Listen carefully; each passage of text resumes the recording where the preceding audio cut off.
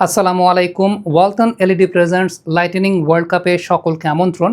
Erling Haaland এর আগে একটা ম্যাচে যখন গোল করেছিলেন, তার বাবা ভিআইপি বক্স থেকে কাঁদছিলেন। কাঁদবেন না কেন? তার বাবা আলফি হাল্যান্ড তিনিও ফুটবলের ইতিহাসে একটা চরিত্র এবং খুব ট্র্যাজিক একটা চরিত্র। নরওয়ে এবং ম্যানচেস্টার সিটির প্লেয়ার তিনি ছিলেন।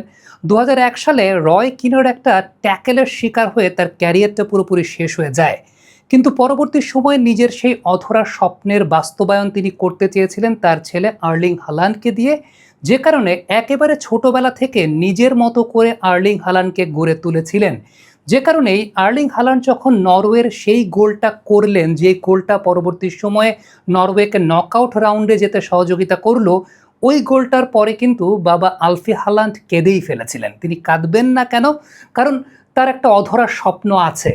তার একটা অধরা স্বপ্ন ছিল তার ক্যারিয়ারের সময়, যেখানে একটা কুখ্যাত ট্যাকেল তার পুরো ক্যারিয়ারের স্বপ্নটাকে ধূলিসাৎ করে দিয়েছিল।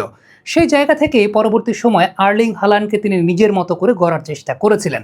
কীভাবে নিজের মতো করে গড়ার চেষ্টা করেছিলেন সেই ব্যাপারে যদি আমরা একটু বিশ্লেষণ করতে চাই, তাহলে প্রথমত আর্লিং হাল্যান্ডের জিনটাই কিন্তু আসলে একটু ফিজিক্যালি খুব স্ট্রং, কারণ বাবা মা দুজনেই অ্যাথলেট। আর্লিংয়ের মা মারিতা ব্রাউট ছিলেন নরওয়ের একজন জাতীয় হেপ্টাথলন চ্যাম্পিয়ন অ্যাথলেট। বাবা মা দুজনেই ক্রীড়াবিদ হওয়াতেই তারা চেয়েছিলেন তাদের ছেলে যেন শারীরিকভাবে অত্যন্ত শক্তিশালী হয়ে ওঠে।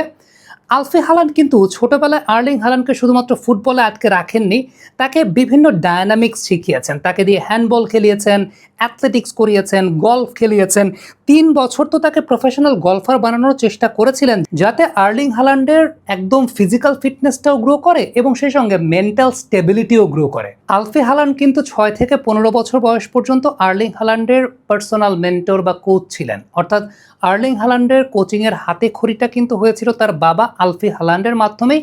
সেখানে তাকে কঠোর পরিশ্রম, কঠোর ট্রেনিং এবং মেন্টাল স্টেবিলিটির শিক্ষাটা আলফি হাল্যান্ড দিয়েছিলেন।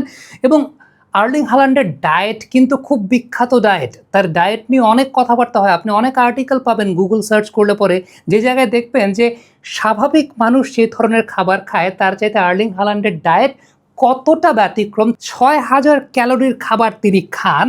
তার বিখ্যাত মিল্ক ডায়েট এবং প্রতিদিনের খাবার তালিকায় কাঁচা কলিজা, গরুর কাঁচা কলিজা এবং গরুর হাড় রাখার অভ্যেসটা বাবা ছোটবেলা থেকেই তৈরি করেছিলেন। এবং সেই সঙ্গে আরেকটা খুব গুরুত্বপূর্ণ বিষয়, সেটা হচ্ছে গরুর মিল্ক, মানে একদম কাঁচা দুধ। এটা আর্লিং হাল্যান্ডের খুব প্রিয় খাবার। এবং প্রতিকূল পরিস্থিতিতে কিভাবে শান্ত থেকে গোল করায় মনোযোগ দিতে হয় সেই মানসিকতাটাও বাবা আলফি হাল্যান্ড কিন্তু তার মধ্যে দিয়ে দিয়েছিলেন। তবে একটা খুব গুরুত্বপূর্ণ বিষয় বলতে হবে, সেটা হচ্ছে সঠিক সময় সঠিক ক্লাব নির্বাচনের জায়গাটা। আর্লিং হাল্যান্ডের কিন্তু বড় অনেক ক্লাব থেকে ইনিশিয়াল স্টেজে অফার ছিল, কিন্তু আলফি হাল্যান্ড সেই কাজটা তাকে দিয়ে করার নেই। এমন ক্লাবে ইনিশিয়ালি খেলিয়েছেন যাতে আর্লিং হাল্যান্ড ম্যাচ টাইমটা বেশি পান, ম্যাচ খেলতে পারেন। প্রথমত তাড়াহুড়া না করে রেড বুল সালজবার্গে খেলিয়েছেন, এরপরে বরুশিয়া ডর্টমুন্ডে খেলিয়েছেন, সবশেষ ম্যান সিটির মতো ক্লাবে যাওয়ার সিদ্ধান্ত নিয়েছিলেন, যেখানে আর্লিং নিজের মতো করে আসলে খেলার সুযোগ পেয়ে নিজের দক্ষতা বাড়াতে পারেন। এবং সত্যি কথা বলতে আলফি হাল্যান্ডের সেই দীর্ঘমেয়াদী পরিকল্পনাটাই কিন্তু আজকে সফল।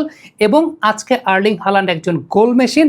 বিশ্বকাপের মতো মঞ্চে ব্রাজিলের এগেনস্টে 2টা গোল করে আর্লিং হাল্যান্ড কিন্তু প্রমাণ করে দিয়েছেন যে তার বাবা যে স্বপ্নটা, নিজের যে অধরা স্বপ্নটা ছিল, যেটার কারণে তার ক্যারিয়ারটাকে তিনি প্রোগ্রেস করতে পারেন নাই, সেই আর্লিং হাল্যান্ড তার ছেলেকে দিয়ে তার যে আজন্মলালিত স্বপ্ন বিশ্বকাপের মঞ্চে তার দেশকে ভালো কিছু দেওয়ার, সেটা কিন্তু অলরেডি আমার মনে হয় আর্লিং হাল্যান্ড করেই ফেলেছেন।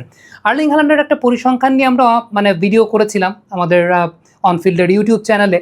সেখানে বলেছিলাম যে গ্যাব্রিয়েলের সঙ্গে তার দ্বৈরথটা 6টা গোলের আগে যখন আর্সেনাল ম্যান সিটির খেলা হয়েছে তখন দিয়েছিলেন।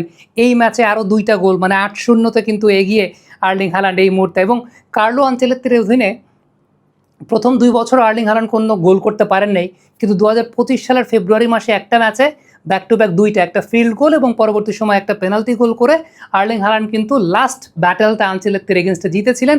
এবং এই ম্যাচে আরও 2টা গোল তিনি আনচেলত্তির এগেনস্টে করলেন। তার মানে আনচেলত্তির এগেনস্টে যেখানে তিনি 2টা বছর কোনো গোলই পান নাই, সেই জায়গায় 2 ম্যাচে, লাস্ট 2 ম্যাচে 4টা গোল আর্লিং হাল্যান্ড করলেন, যার মধ্যে 3টে ফিল্ড গোল। সো আমার মনে হয় যে হাল্যান্ডের এই গল্পটা অনেকের কাছে হয়তো অজানা ছিল, তাদের সামনে তুলে ধরার চেষ্টা করলাম। দর্শক, এই ম্যাচটা আপনি কেমনভাবে উপভোগ করেছেন কমেন্ট বক্সে লিখে পাঠাবেন।